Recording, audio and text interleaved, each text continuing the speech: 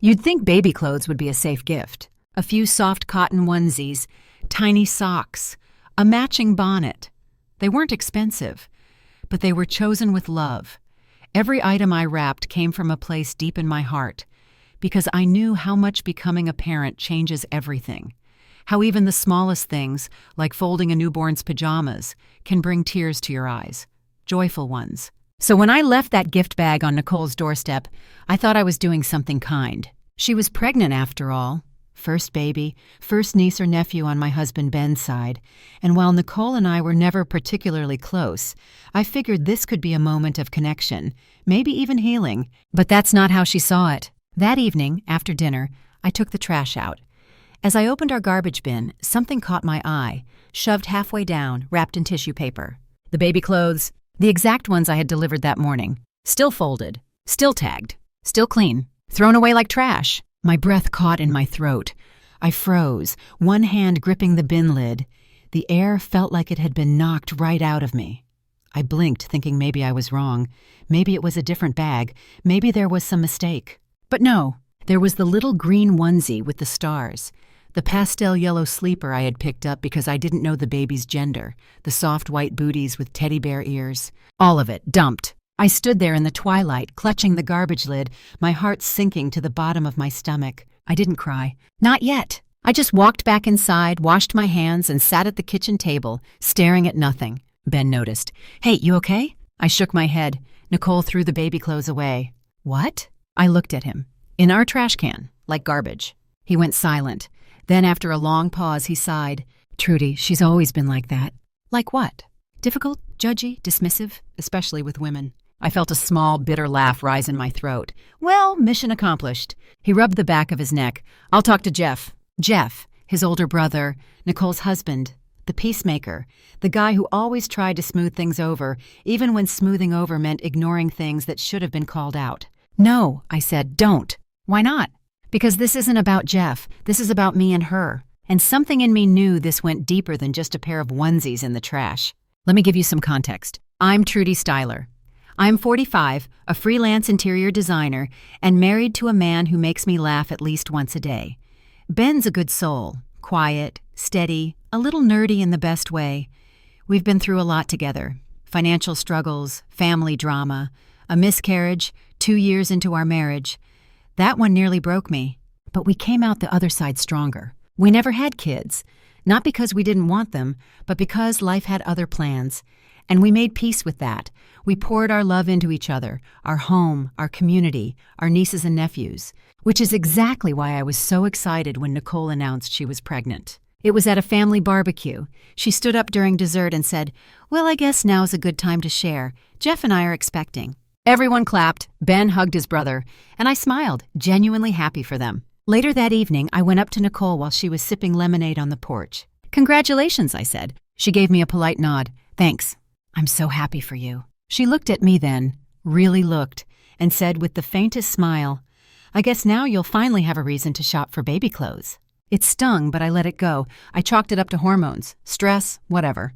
But now, looking back, I think she meant every word. After finding the clothes in the trash, I didn't say anything to her right away. I needed time. I needed clarity.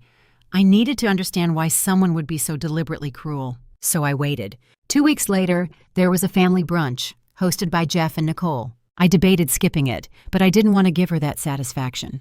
So I put on my best jeans, tied my hair up, and walked in with my head high. Nicole opened the door. "Oh," she said, sounding surprised. "Morning," I said, breezing past her. She didn't say anything else, just followed me inside with that tight-lipped smirk she always wore when she thought she was winning something. I greeted everyone, kissed my mother-in-law on the cheek, made small talk with cousins. And then, when no one was paying attention, I walked over to Nicole in the kitchen. "I saw what you did with the baby clothes." Her hands froze mid-motion, holding a tray of mini quiches. She didn't turn around. "Oh? You threw them out, in my bin." She finally turned, slowly, with a calm expression that sent a chill through me. "I didn't think you'd take it personally." My jaw clenched. "They were a gift. They were second-hand. They were brand new." She shrugged. "Either way, it's not really your place." "My place?" "You don't have kids, Trudy. What do you know about what a new mom needs?" There it was. The knife.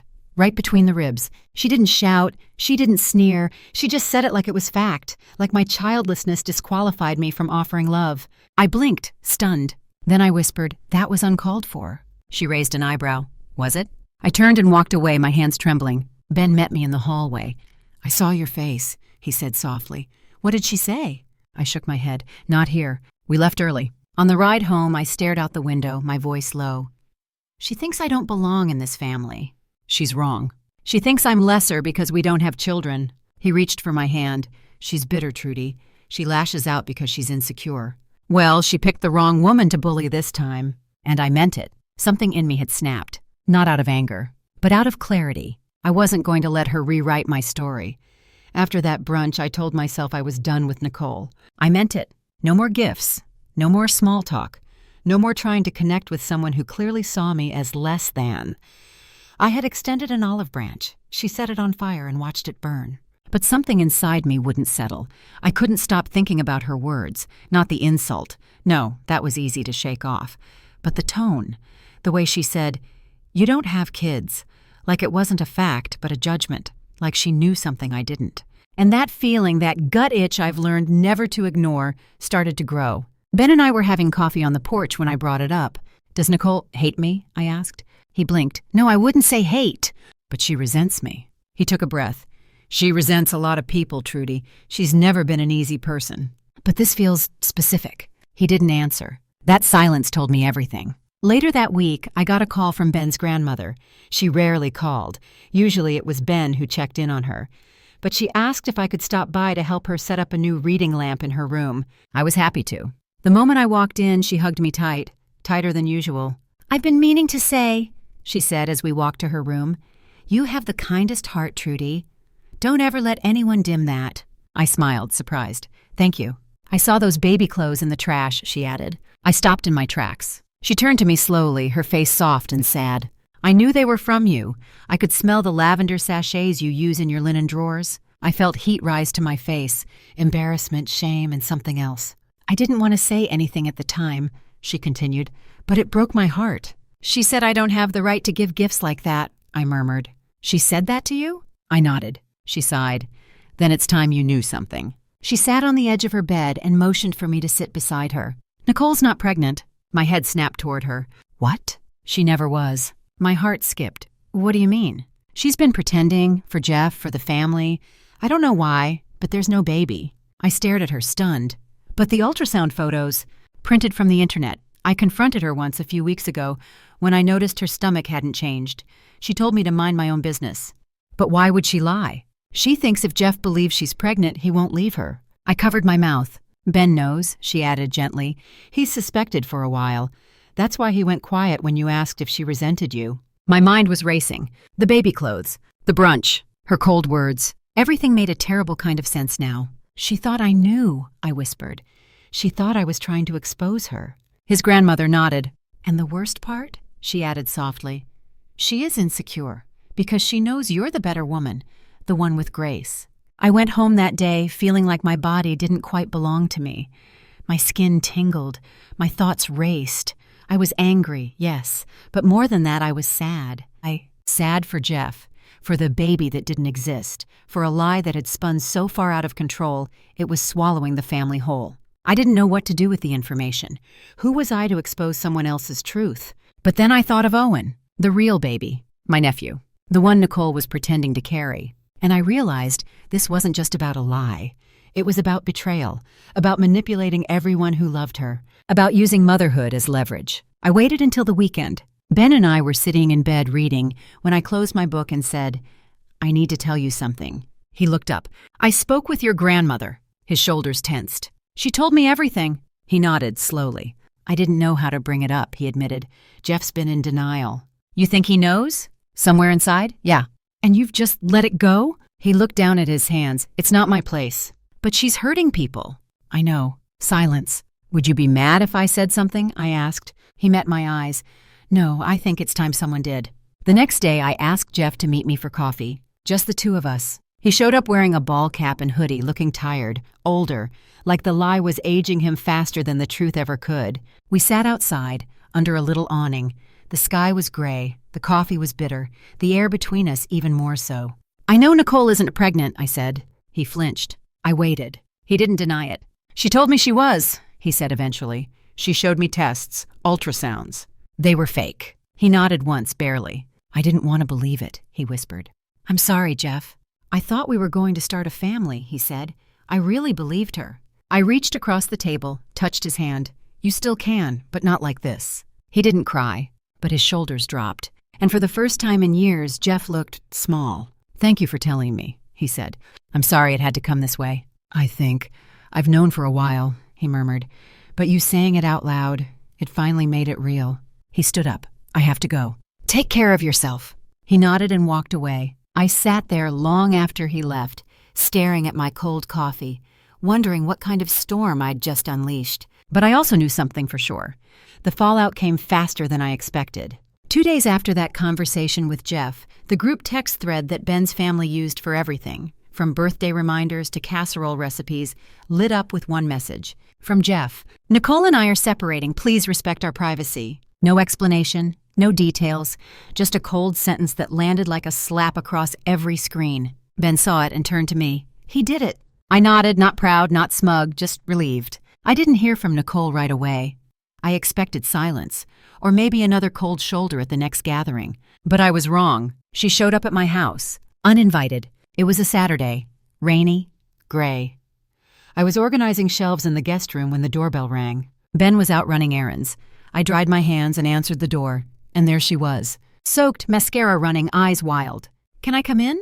I didn't move. "Why are you here?" She shivered. "Please, Trudy, I need to talk." I let her in.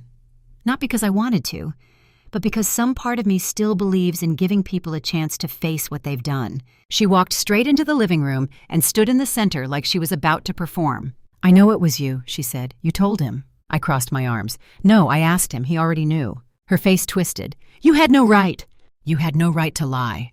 "I was scared," she snapped. "Jeff was going to leave me. I needed something to hold on to." "So you created a baby out of thin air?" She paced now. "I didn't mean for it to go so far, but once I said it, I had to keep going." "And you hurt people." She stopped.